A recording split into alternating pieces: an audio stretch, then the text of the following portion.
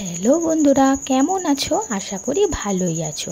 চলো আজকে তোমাদের সাথে শেয়ার করব কালকে আমরা কোথায় ঘুরতে গেছিলাম। আমরা সবাই মিলে বেরিয়ে পড়লাম এক জায়গায়, যেটা হচ্ছে প্রাচীন মায়াপুর নিমাইয়ের জন্মস্থানের কাছে। সেটা কোথায় বলো তো? সেটা হচ্ছে একটা রেস্টুরেন্ট। সেখানেই আমরা সবাই মিলে টোটোতে করে চললাম।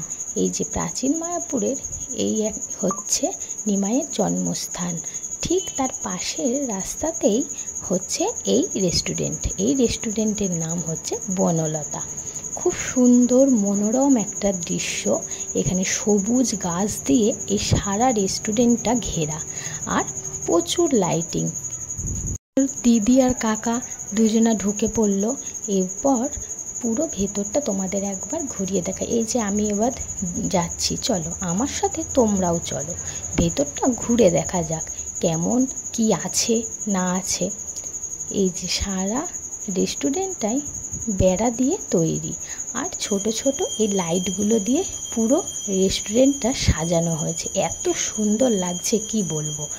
এই যে আমরা সবাই বসে আছি এখন, কি রাতের ডিনারে কি খাওয়া যায়।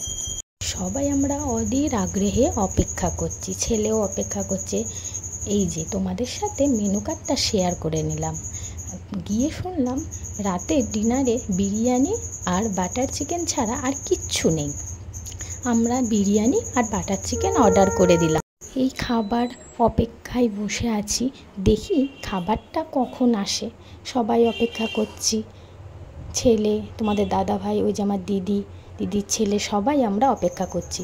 এই যে চলে এসেছে খাবার, বিরিয়ানি আর বাটার চিকেন মশলা। সেটাই আমরা এখন সবাই খেয়ে নেবো। ছেলেকে সার্ভ করে দিলাম, ছেলে খেয়ে বললো দারুণ।